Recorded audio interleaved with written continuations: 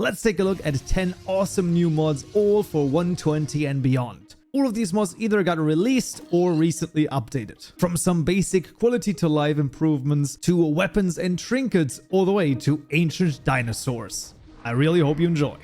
Cardiac is a very tiny mod that introduces a huge new gameplay mechanic. When you defeat any mob, life orbs will drop that are going to heal you. And yes, this integrates seamlessly with any other mod that adds any custom mobs. It feels like a small addition, but it actually changes the gameplay in a huge way, especially in RPG mod packs or just to gain some quality of life in the game. This is an amazing mod. Looking for some vanilla-friendly mod that adds awesome new weapons, materials, and armor? Look no further than Teed. Yes! Become king with some custom crowns you can craft, and also try out one of the numerous new armor sets. They all look freaking awesome. I mean, look at this. I'm about to go Deus Vult in this outfit. In terms of weapons, Teed brings some pretty cool stuff. Custom arrow types and custom bows are used for making some interesting things happen. For example, use the trick bow and the boring arrow to make a hole. A very deep hole.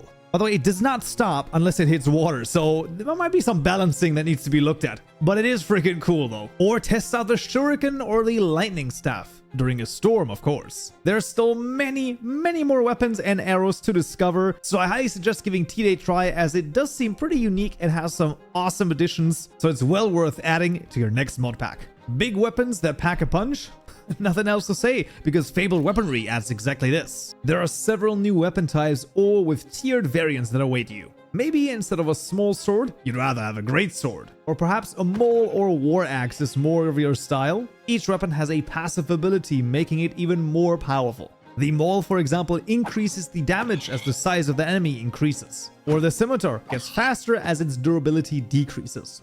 Some pretty awesome weapons, easy to craft, and all fairly vanilla styled.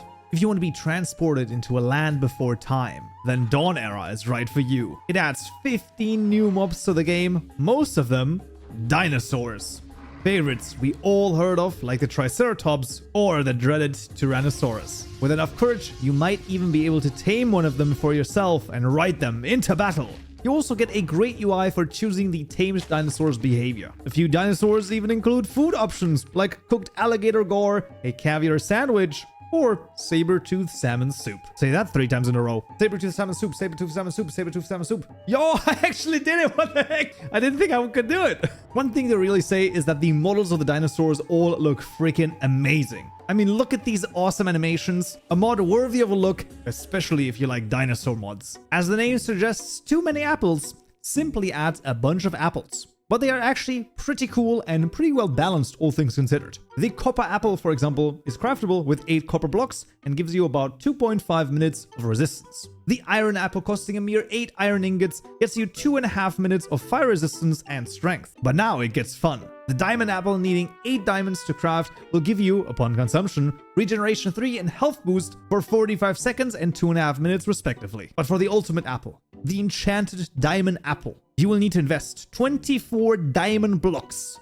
But this legendary food item will give you strength 3, fire resistance, health boost 5, resistance 2, and absorption 4, all for 2.5 minutes, and also gives you regen 4 for another 1.5 minutes. So if you're about to fight 3 withers and an ender dragon, you could definitely use this. Or I guess if you have any other custom bosses awaiting you, this could also be quite useful. Sawmill introduces a simple block with big ambitions, the saw. This nifty little block can craft any wood recipe in the book, even modded recipes. Simply make yourself the saw and look at what it can do. Turn any log or plank directly into the materials you need. It seems so simple, but being able to jump over all the additional crafting steps is just amazing. It is simple to use, integrates perfectly with vanilla, and even adds a new villager type, the Carpenter. They offer some pretty awesome wood-based trades, which can actually be very useful sometimes. Sawmill is an easily recommended mod that you should 100% take a look at and add into any mod pack, be it big or small. Become a real blacksmith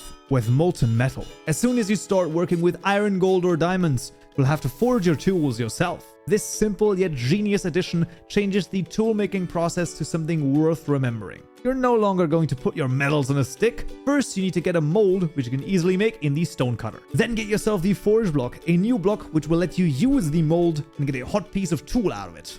lay the molten metal out on an anvil, hammer it flat with a smithing hammer, dip it in some water inside of a cauldron, and there you go. Now you can make yourself the tool that you want. But it just adds a couple of steps to the crafting process. This is an awesome mod that brings something fresh to the game. I will admit, you might either love it or hate it, but maybe molten metals can be a part of your next mod pack or playthrough. I'm also very interested in where the mod author might take this mod next. I've previously had great things to say about Findog and their Moogs structures mod, and this one again does not disappoint. New awesome structures can be found in the Nether. Some exploration, some fun and variety with new loot and enemies to discover. All structures retain a vanilla-friendly aesthetic and simply add a bit more variety to the sometimes repeating landscape of the Nether. A small mod with a big impact, and I definitely think that it can be used in any mod pack that might focus on exploration, adventure, or if you just want to spice up your game just a little bit more. So this is going to be a long story. No, that is the name of the mod. The long story, or TLS, adds some pretty cool gadgets. Not only is there a whole new dimension to explore, there's also quite a few new resources. These can be used to make some new tools, armor, and additionally, there is an interesting way to collect some status effects. Starting with the status effects, you can get yourself a soul collector, which granted is quite expensive, but you can capture a soul of a mob, and depending on which mob you capture, a Greft command system will let you use that soul for a specific status effect. So while capturing a bat might give you night vision, capturing a witch will give you regen. Pretty neat. What is also pretty neat is the new dimension you can discover, the simulation. Accessible with the simulation teleporter, it is highly advised to have a teleportation remote in your inventory, otherwise you will be stranded in the simulation. So to make a long story short, it's a pretty neat new mod, the development of which I'm excited to follow. The Curse of Pandora is a curios/trinkets focused mod which adds 2 new items that can hold multiple new trinkets. The Pandora necklace and the Pandora bracelet can hold 18 or 9 Pandora charms respectively. Now the charms are actually pretty awesome. There are of course some basic ones such as plus 5% speed or plus 2 max health. And while those are cool, the real fun begins with the more complicated charms. If you're okay dealing with some curses, like decreasing your reach or capping your attack speed, you can gain Reality Index. And with enough of that, you can get some pretty awesome bonuses that can be unlocked. For example, deal more damage of a certain type, walk on water or lava, or perhaps if you're really willing to take it, you can get yourself your own undead army. Yes, with enough Reality Index under your belt, the Crown of Demon makes it possible to command skeletons and zombies. Pretty awesome. In the newest update, there were even 4 new swords added, each with a special ability if you have enough Reality Index as well, like explosive projectiles being flung or abyssal fangs being spawned. The charms themselves are definitely not cheap, so while they will take some time to craft and gather up, they might just be worth it. Similar to the mod, which might be worth a look. And what might also be worth a look is this video right here, as YouTube thinks you'll enjoy it the most. Hope to see you there. So, yeah.